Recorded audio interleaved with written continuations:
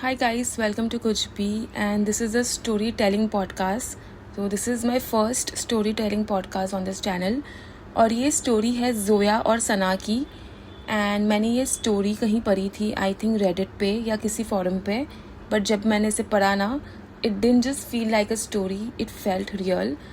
तो जोया और सना inseparable best friends हैं, मतलब वो वाली दोस्ती जहाँ लोग कहते हैं कि ये दोनों अलग हो ही नहीं सकते। उन्होंने अपनी स्कूल, अपना कॉलेज, हर चीज़ अपनी साथ में की है, बट कभी कभी सबसे पुरानी दोस्ती के अंदर ही सबसे ज़्यादा अंधेरा छुपा होता है। तो जोया की और सना की स्टोरी शुरू होती है स्कूल से। दोनों 5th स्टैंडर्ड में मिलते हैं और लिटरली इंस्टेंट कनेक्शन हो जाता है। मतलब वो वाली दोस्ती जहाँ तुम्हें लगता है कि दिस पर्सन इज माइन, ये मेरा इंसान है। और कोइंसिडेंस देखो, दोनों एक ही लेन में रहते हैं, तो उनका स्कूल जाना आना, टिफिन शेयर करना, हर छोटी बड़ी चीज़ ये दोनों साथ में ही करते हैं।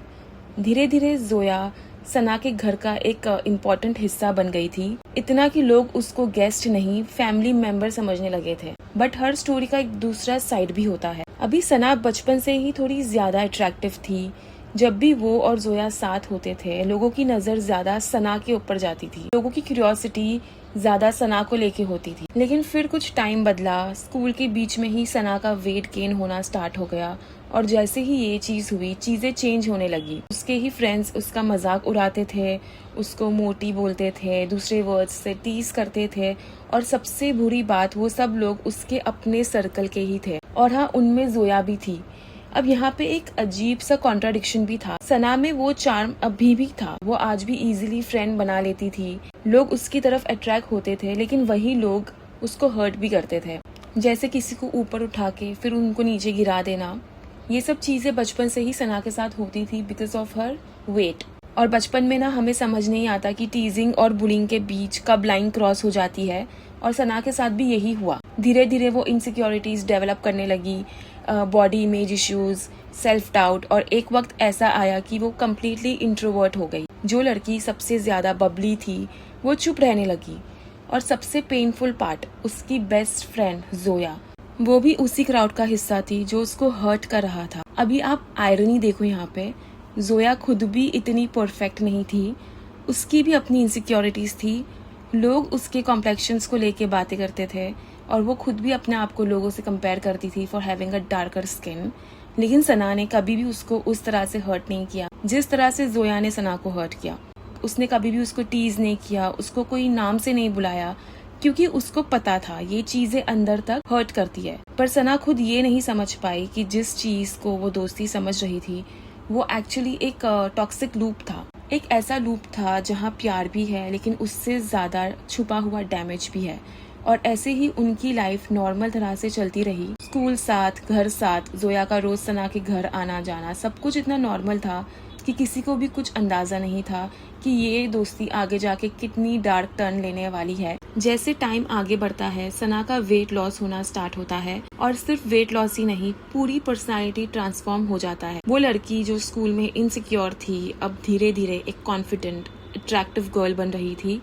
और फिर आता है उसका कॉलेज का फेज। सना और जोया दोनों सेम कॉलेज में एडमिशन लेते हैं, लेकिन इस बार उनके सब्जेक्ट्स अलग होते हैं, और सब्जेक्ट अलग होने की वजह से क्लासेस भी इनकी अलग हो जाती है। और शायद यही से उनकी लाइफ भी अलग ट्रैक पे चलने लगी, और यहीं से सना को सब कुछ सच सच दिखने लगा, और वो सब कुछ समझने लग गई कि उसके साथ एक्चुअली में क्या हो रहा था। कॉलेज में सना नए लोग से मिलती है, तो उसका एक नया सर्कल होता है, एक नया ग्रुप होता है, और ये ग्रुप उसकी लाइफ का टर्निंग पॉइंट बन जाता है। जहाँ स्कूल ने उसका कॉन्फिडेंस तोड़ दिया था, वहीं कॉलेज के लोगों ने उस कॉन्फिडेंस को वापस बिल्ड किया। उन्होंने सना को वो वर्जन दिखाया जो शायद उसने कभी खुद में नहीं देखा। सना को लगता था कि वो सिर्फ ठीक ठाक है, बहुत ही नॉर्मल है, लेकिन नहीं, उसके फ्रेंड्स ने उसको रियलाइज करवाया कि वो एक्चुअली में बहुत ही ज्यादा ब्यूटीफुल है। और सबसे अच्छी बात, इस बार सना चेंज नहीं हुई थी, वो बस खुश रहने लगी थी। She was happier than before because she was finally around people जो उसको नीचा नहीं ऊपर उठाते थे। लेकिन जब तुम ग्रो करते हो ना, तो तुम अपने पास्ट को भी समझने लग जाते हो। सना को धीरे धीरे रियलाइज होने लगा कि स्कूल में जो हुआ वो मस्ती नहीं थी, वो बुलिंग थी। और उस रियलाइजेशन के साथ एक और सच सामने आया, उसकी बेस्ट फ्रेंड जोया भी उसमें शामिल थी।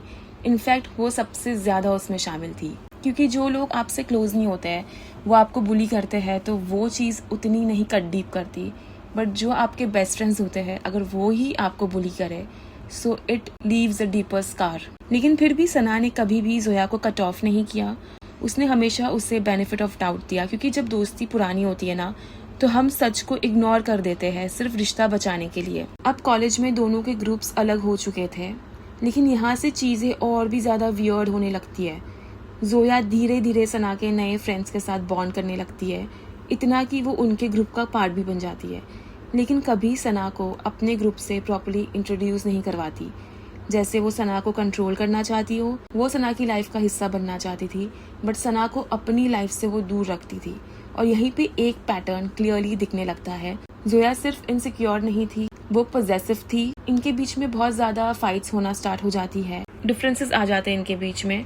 जोया बार बार सना को बोलती है तुम चेंज हो गई हो, उसको गिल्ट ट्रिप करवाती है। अगर सना अपने नए फ्रेंड्स के साथ प्लान्स बनाए या उनके साथ वो बाहर जाए तो जोया का मूड ऑफ हो जाता था। वो साइलेंट ट्रीटमेंट देती थी, इमोशनल प्रेशर, कांस्टेंट ब्लेम, और सना वो फिर भी उसी लूप में फंसी हुई थी, क्योंकि दोस्ती पुरानी थी, घर आना जाना था, और कभी कभी हम टॉक्सिक चीज़ों को छोड़ नहीं पाते सिर्फ इसलिए क्योंकि वो हमारी आदत बन चुकी होती है। और सना को तब तक ये समझ नहीं आया था कि ये सिर्फ इनसिक्योरिटी नहीं है, ये ऑब्सेशन बन चुका था।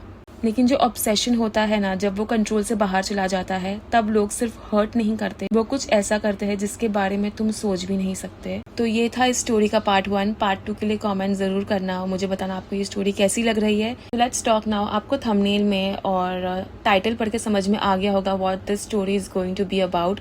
सो this is going to get very very interesting, dark, and I think ये रिलेटेबल भी हो सकती है बहुत लोगों के लिए। जब वो टॉक्सिक फ्रेंडशिप में फंस जाते हैं तो उनके लिए ये स्टोरी बहुत ज़्यादा काम आएंगी, वो रिलेट कर पाएंगे, और ये स्टोरी उनको भी बहुत ज़्यादा काम आएंगी जो लोग अभी ये सिचुएशन से जा रहे होंगे बट उनको समझ नहीं आ रहा होगा। सो मैं उम्मीद करती हूँ कि आपको ऐसी स्टोरी टेलिंग पसंद आए, तो मैं और भी एक्साइटिंग स्टोरीज लेके आओ जो मीनिंगफुल भी हो, जो इंटरेस्टिंग भी हो, एंटरटेनिंग भी हो, जिसको सुन के आपको मज़ा भी आए।